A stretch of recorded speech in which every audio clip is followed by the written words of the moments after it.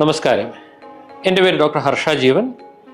ഞാൻ Apollo Adlux ഹോസ്പിറ്റലിലെ senior consultant and head of the department of കാർഡിയോളജിയാണ്. ഇന്നത്തെ വിഷയം heart disease in young people.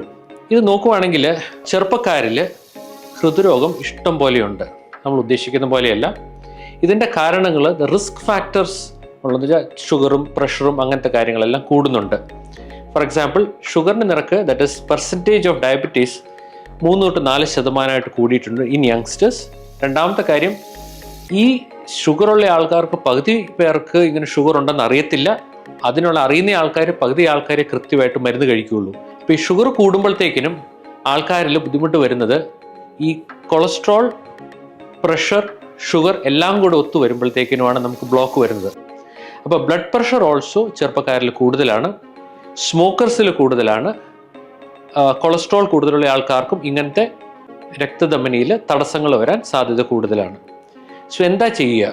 സിമ്പിളായിട്ട് പറഞ്ഞാൽ we need a screening programme. Screening എന്ന് പറയുകയാണെങ്കിൽ ആദ്യം ഹാർട്ട് അറ്റാക്ക് വരാതിരിക്കാൻ വേണ്ടി ഒരു ബേസിക് ചെക്കപ്പ് എന്ന് വെച്ചാൽ ECG, echo and a cardiac stress test എന്ന് വെച്ചാൽ ഒരു ട്രെഡ്മിൽ ടെസ്റ്റാണ് നമുക്ക് വേണ്ടത്.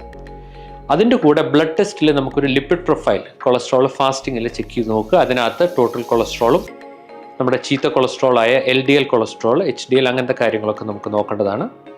മൂന്നാമതായി ഷുഗറിനകത്ത് ഫാസ്റ്റിംഗ് ഷുഗറും ഒരു haemoglobin A1C, that is 3 month average നമുക്കൊന്ന് ചെക്ക് ചെയ്താൽ നമുക്ക് കാര്യങ്ങൾ കൃത്യമായിട്ട് അറിയാം. അപ്പോൾ ഷുഗറും പ്രഷറും നമുക്ക് നോർമലാണ്, പുകവലിയില്ല, ഇങ്ങനത്തെ ആൾക്കാരിൽ ചിലപ്പം ഹാർട്ട് അറ്റാക്ക് വരാം. അപ്പോൾ സ്ട്രെസ്സിൻ്റെ കാരണമാണോ സ്മോക്കിങ്ങിൻ്റെ കാരണമാണോ എന്ന് നമുക്ക് നോക്കേണ്ടി വരും. അപ്പോൾ ആദ്യമായിട്ട് ചെയ്യേണ്ടത് ഒരു ഡോക്ടറെ ഒന്ന് കാണുക, ഒരു ബേസിക് സ്ക്രീനിങ് ടെസ്റ്റ് ചെയ്ത് നോക്കുക. നമുക്ക് എന്തെങ്കിലും അറിയാതെ ഏസിംപ്റ്റമാറ്റിക് ഹാർട്ട് ഡിസീസ് എന്ന് പറയും, നമുക്ക് ഹൃദ്രോഗം ഉണ്ടെങ്കിലും നമുക്ക് അറിയാതിരിക്കാൻ സാധ്യതയുണ്ട്. അതുകൊണ്ട് ഈ ബേസിക് ടെസ്റ്റിൽ നമുക്കൊരു ഐഡിയ കിട്ടും. ദീസ് ടെസ്റ്റ് ആർ നോട്ട് 100%, പക്ഷേ എന്നാലും നമുക്കൊരു സൂചന കിട്ടും. ഫൈനൽ ടെസ്റ്റ് എന്തെങ്കിലും ഡൗട്ട് ഉണ്ടെങ്കിൽ ഈസ് എൻ ആൻജിയോഗ്രാം എന്ന് വെച്ചാൽ നമ്മളൊരു കൊറോണറി ആൻജിയോഗ്രാം എന്ന് പറയും. ഹാർട്ടിൻ്റെ രക്തധമനിക്കകത്ത് എന്തെങ്കിലും ബ്ലോക്ക് ഉണ്ടോ എന്ന് നോക്കുന്നതാണ് ഈ കൊറോണറി ആൻജിയോഗ്രാം.